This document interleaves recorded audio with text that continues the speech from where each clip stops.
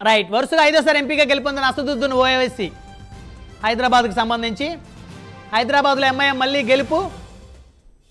So BJP అభ్యర్థి మాధవీలతపై MIM అభ్యర్థి అసదుద్దీన్ ఓవైసీ గెలుపు. వరుసగా ఐదోసారి ఎంపీగా గెలిచిన అసదుద్దీన్ ఓవైసీ. హైదరాబాద్లో ఎంఐఎం మరొకసారి విక్టరీ. అందరూ బీజేపీ అభ్యర్థి మాధవీలత పైన బీజేపీ నాయకులు పెద్ద ఎత్తున హోప్స్ పెట్టుకున్నారు. ఈసారి ఎలాగైనా బీజేపీ కైవసం చేసుకుంటుంది హైదరాబాద్ పార్లమెంటు స్థానాన్ని. కానీ ప్రజలు మాత్రం మళ్ళీ ఎంఐఎంకే పట్టం కట్టారు.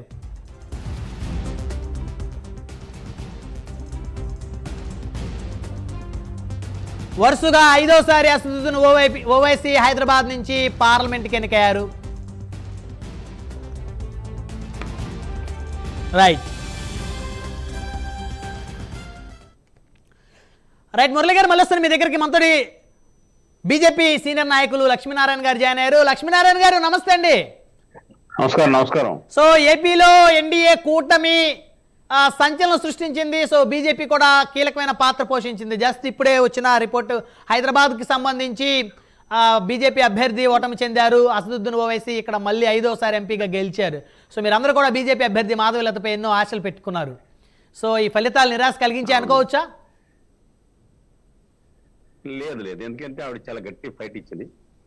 అటువంటి ఏరియాలో కూడా అది కంప్లీట్ రిగ్గింగ్ చేసుకునే ఏరియాలో కూడా అంత ఫైట్ ఇచ్చి చాలా ఫైట్ ఇచ్చి కొంత 2-3-5-6 రౌండ్ల వరకు కూడా మెజారిటీతో ఉంది. ఇది మాకు ఒక మంచి మలుపే అని అనుకుంటే నెక్స్ట్ టైం మనం ట్రై చేస్తాం మళ్ళీ. దాని గురించి మనం ఇబ్బంది పడక్కర్లేదు. ఓవరాల్ గా మా తెలంగాణలో 8 సీట్లు గెలుచుకోబోతున్నాము, అదొక హ్యాపీ. అలాగే ఆంధ్రప్రదేశ్ లో కూటమి రావడం చాలా ఆనందదాయకంగా ఉంది. అలాగే జనసేన నాయకుడు నాకు నేను చూసుకుంటా అన్నట్టుగా 21 సీట్లు గెలిచి తెలుగుదేశానికి అండగా ఉండి మొత్తం అన్ని తానే నడిపి కూటమిని చాలా భారీ విజయం తీసుకెళ్లినందుకు పవన్ కళ్యాణ్ గారికి అభినందనలు తెలుపుతూ, అలాగే మా కార్యకర్తలందరికీ కూడా అభినందనలు తెలుపుతూ మేము చాలా ఆనందంలో ఉన్నాం, హ్యాపీగా ఉన్నాం కూడా. సో గల్లీ నుంచి ఢిల్లీ వరకు కాషాయ జెండా ఎగరేస్తారా? వేస్తాం, డెఫినెట్ గా వేస్తాం. డెఫినెట్ గా ఇబ్బంది ఏమీ లేదండి, డెఫినెట్ గా ఎగరేస్తాం, ఇబ్బంది ఏమీ లేదు. మనకి అక్కడ కొన్ని ఉత్తరప్రదేశ్ కొద్దిగా ఇబ్బంది అవ్వడం వల్ల మాకు కొద్దిగా ఇబ్బంది అయింది. కానీ మిగతా టోటల్ నెక్స్ట్ ఎలాగే గవర్నమెంట్ మళ్ళీ ఎన్డీఏ గవర్నమెంట్ రావడం సెంట్రల్ లో మళ్ళీ మేము ఏంటంటే మాకు కూడా కొన్ని స్పీడ్ బ్రేకర్ లా ఉండటం కూడా మంచిదే కదా.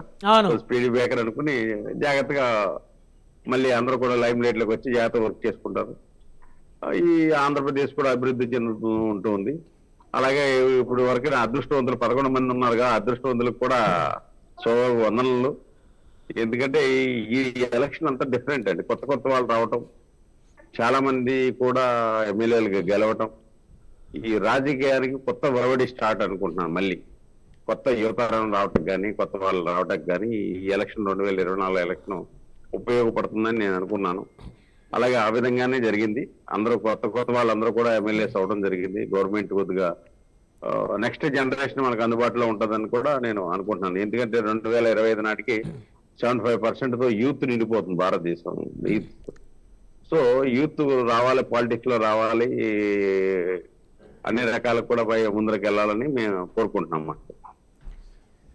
రైట్, ఒక్కసారి బ్రేకింగ్ అప్డేట్స్ ఒకసారి చూద్దాం. జనసేన పార్టీ 21 అసెంబ్లీ స్థానాలు ఆంధ్రప్రదేశ్లో కూటమిలో కలిసి పోటీ చేస్తుంది.